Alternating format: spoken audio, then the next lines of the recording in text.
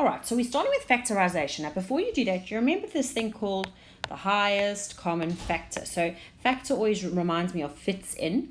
So if I had to say to you, you've got 3D and you've got 15. What's the highest common factor of 3D and 15? Well, I know that 3 goes into 3D, well, into 3, and 3 goes into 15. So out of that, my highest common factor would be 3.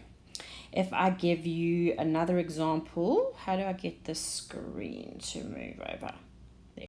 If I give you another example, we would have 10FG, and we would have negative 5GH. Okay, so I said to you, what's the highest common factor? Well, if I look at the numbers, I could tell straight away that 5 goes into 10 and 5 goes into negative 5, so 5. But here we've got letters 2. G goes into both of them too. So there you go. My highest common factor would be 5G.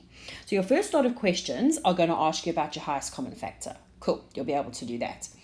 Now we look at actually factorizing the expression. So I'm going to show you how to do that. Watch here. Okay. So we'll have a look at this. So this says factorize. Okay, so this is now the big stuff. How do we factorize? Okay, so we've got 8x and we've got 28. Right, so what goes into both of those? Well, I can look and I can say, and we need to have the biggest, the highest common factor, so it's 4. So what you do is you give a little division and you go 4. 4 can go into both of those, right? So this is your working out and this is your answer. So your answer, you're going to put a 4 over here, okay? Then you open a bracket and you say, well, that 4, how many times does it go into 8x? Well, it goes in 2x times, okay? And that 4 goes into positive 28, positive 7 times. Close your bracket. All right, I'll show you another example. Another example. So we've got 15 mn take 20 m.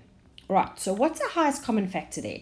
Well, we know if we look at our numbers, it's going to be 5, but we've got a letter there as well, so it's going to be m.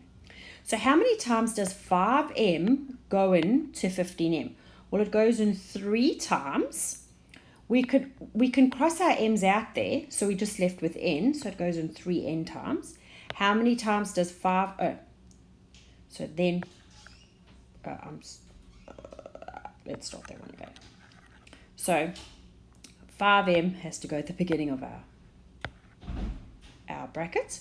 How many times does 5m go into 15m? So it goes in 3 times. The m's cross each other out, so it's just n. How many times does 5m go into negative 20m? So it goes in negative 4.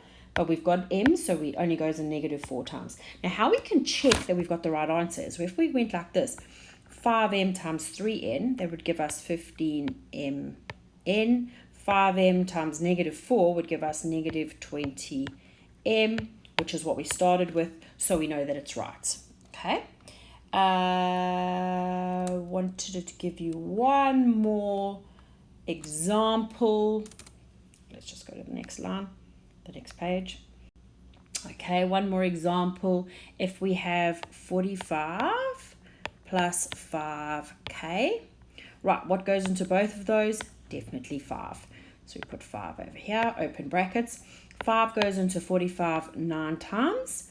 5 goes into 5k once. We don't have to put 1 because remember it's a very shy number, but it's got k in it. If you put 1, it wouldn't be wrong. Okay, and remember 5 times 9 gives you 45, 5 times k gives you 5k, so that would be correct. All right, so that can be your working out, that can be your answers. Can't wait to see what you can show me.